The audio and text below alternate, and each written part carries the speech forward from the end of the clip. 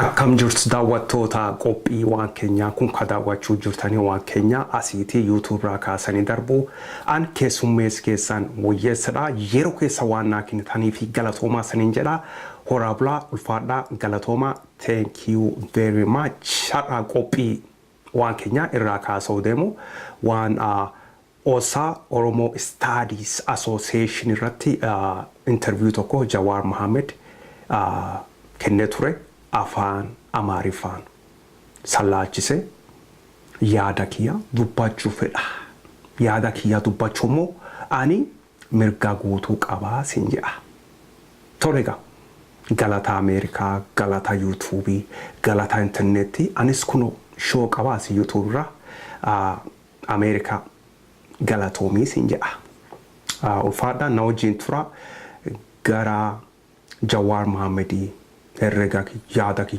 herregaki achoton darbin durani tekisho namooti tokko imbeekani ga abaazaaye kuni alaabaa saanitiira abaazaaye asir YouTube ra dhufe afaan kiyya qabus indandani odaawachuu jiraatanii ga namooti isaanii translation afaan deebistanii fo jiraatanii itti naahimaadha san jedha abaazaaye YouTube ra dhufe afaan kiyya cufu indandani san jedha dandaa'e sin qaban galata Ameerikaa tolega alaabaan TPLF Kanaada beekaa san jedha TPLF diina Oromoo ummata Oromoo guutu kana jechuu mirga guutuu qabaa san jedha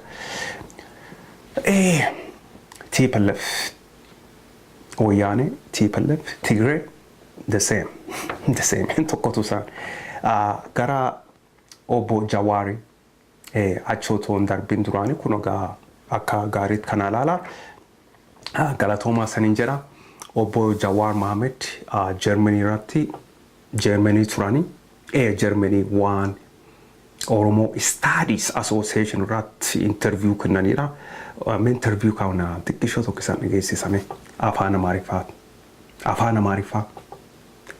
stay with that. Is it really necessary? Jawar Mohammed afaan Amaariffaatiin dubbachuun feesisaadha. Is it really necessary?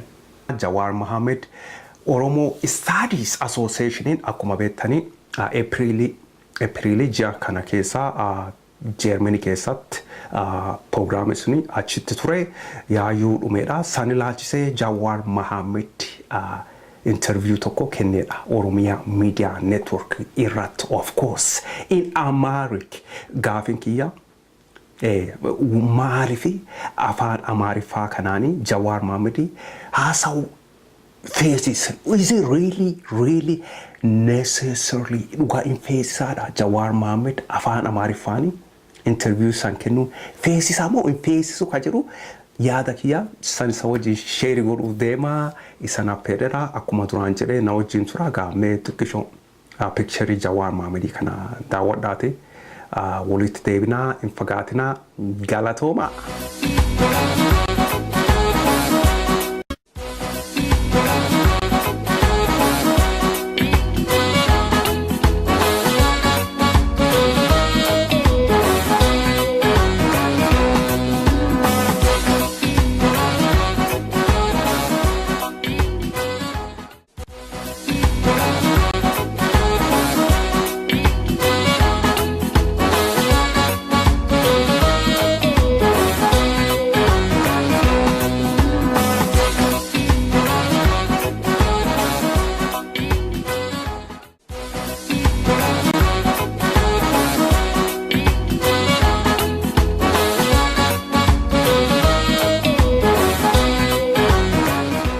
tolega me wajji yaada gennu tikisho obbo Jawar Mohammed ስለ ኦሳ አላማና መቼ እንደተመሰረተ የማህበሩን አላማ ጠቅላላ አድርጎ ይንገር። የኦሮሞ ጥናት ማህበር በዛሬ 29 ዓመት አካባቢ በሰሜን አሜሪካ ላይ የተመሰረተው አላማው ስለ ኦሮሞ ህዝብ ከታሪካዊ ፖለቲካዊ ማህበራዊ ጉዳዮች ጥናት የሚያደርጉ ምሁራንን በማሰባሰብ እነሱ የሚያመነጯቸውን እውቀቶች ለህዝቡ፣ ለተመራማሪዎች፣ ለፖሊሲ አውጪዎች፣ በአጠቃላይ ለህዝቡ ለማዳረስ ነው። እንግዲህ የኦሮሞ ጥናት ማህበር ኦሳ ለመጀመሪያ ጊዜ በአውሮፓ በሙኒክ በጀርመን በሙኒክ ከተማ ስብሰባውን አድርጓል። ኦቦ ጃዋር መሐመድ ስብሰባ ዓላማ ምን ነበረ? እንዴትስ እዚህ ተካሄደ? ምንስ ተገኘ ከዚህ ስብሰባ ላይ? እንግዲህ ኦሳ ለመጀመሪያዎቹ 28 ዓመታት እዛው በተመሰረተ That's enough. I heard enough of this. Okay. Opo Jawar Mohammed lalu jirato dawachu jirate. Is it really necessary for you to give interview in Amharic? Fan Amharic fan interview kana kenu isa in faces amo in faces. No. In faces garu Jawar Mohammed is still mataan isa bilisa hin baane jechuu abasha jalaati mataan Jawar Mohammed sammuun isa bilisa hin baane no kan maalifi afaan isaanii haasa'u isaa deemsise he's still looking for approval acceptance maybe even eebba isaanii bilisa a blessing from Abyssinia.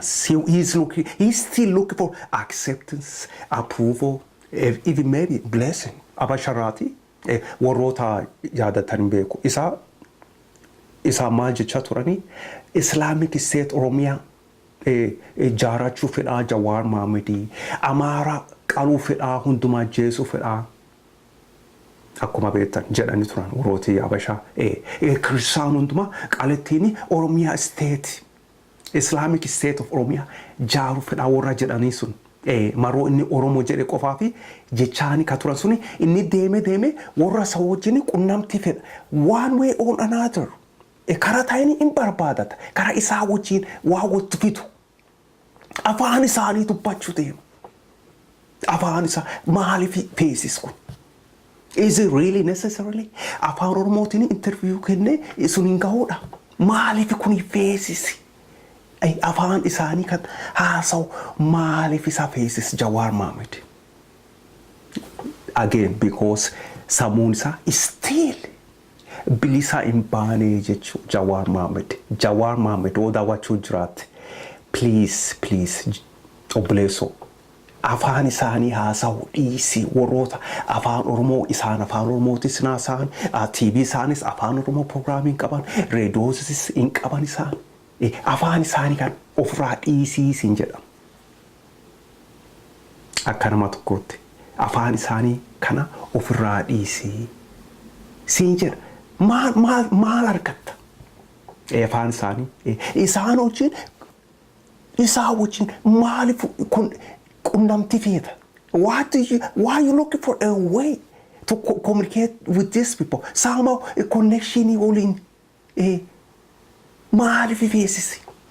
Interview isaa argee afaan Oromoo sanirratti akka nama fakkeessee akka nama aaree tokko dubbata.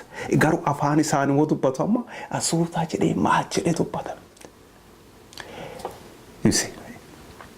Still sammuun isaa bilisa hin baane Jawar Mohammed Abasha jalaati still hin baane jechuun otoo bilisa baay'ee afaan isaanii haasa'u hin feesisu garbichi maal ta'a karaa barbaadata afaan gooftaa isaa karaa dubbatuun gooftoota isaa wajjin malee jiraachuu maybe hin danda'u ta'a still bilisa hin baane jechuun sammuun isaa bilisa hin baane. Akkuma beektanii namooti tokko hin jiru. Oromoo ta'uu danda'a, Walaayittaa ta'uu danda'a, Sidaama ta'uu danda'a. Afaan Amaariffaa kana dubbachuu fedha. Afaan ofii dubbachuu nama duratti afaan ofii lakki haasa'uu hin fedhu. Afaan kamii dubbata? Afaan Abashaa kan haasa'uu fedhu. Maaliifii jedhu gaafa Oromtichi tokko afaan mana restaurantii hoo deemte. I understand restaurantii Abashaa hoo deemte nyaata orderii godhachuu feete afaan keewwan beenne waa haasufte that's yes no problem there achi rakkinni hin jiru afaan isaan beenne nyaata sanii ajajachuuf garuu miidiyaa irra dhufte warrootuma si arrabsaa turan sun sitti dhaadachaa ka turan Oromoo waan jette qofaaf afaan isaanii haasawu maaliif feesisee hojjettanii? Still Jawar Mohammed akkuma duraan jedhe bilisa hin baane jechuu. So what do we have to do? Jawar Mohammed isaan warraata jalaatii baasanii Oromoon baasanii kun Oromiyaa miidiyaa neetwoorkii ijaaraniidha. Asirratti waan fedhe afaan Oromoon dubbachuu danda'a. Maaliif gara afaan isaaniitti haasawu maaliif isa feesise? Why is it really necessary? Dhugaa feesisaadha. Natti mul'atu. I don't see why is it really necessary for Jawar Mohammed to speak Amharic.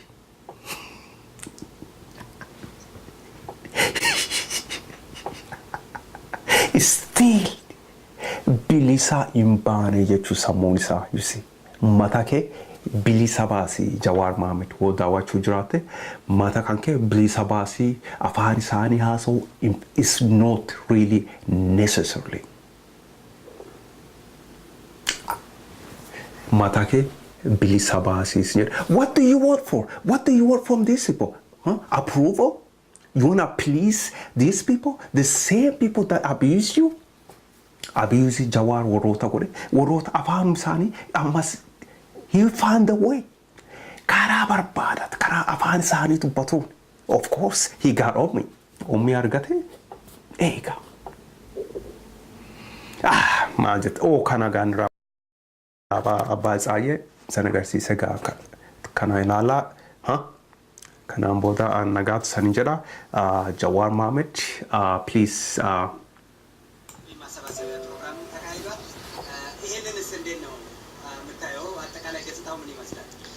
እንግዲህ ቅዳሜ ዕለት ኦሳ ከተደረገ በኋላ ማታ የኦሮሚያ ሚዲያ ኔትወርክ የጀርመን ድጋፍ ሰጪ ቡድን የራት ዝግጅት ነበረው። በዚህ ላይ በጀርመን ሀገር ያለው akkasi daawwattoota kiyyaa galatoomaa sanin jedha. Obbo Jawar Mohammed walaal feetanii Oromiyaa miidiyaa neetwoork YouTube irraan jiranii asirgaaditti sanii maxxanseera. Oromiyaa miidiyaa neetwoork Amharic programming daawwachuu feetanii linkii asii jalatti sanii maxxanseera. Jawar Mohammed speaking Amharic.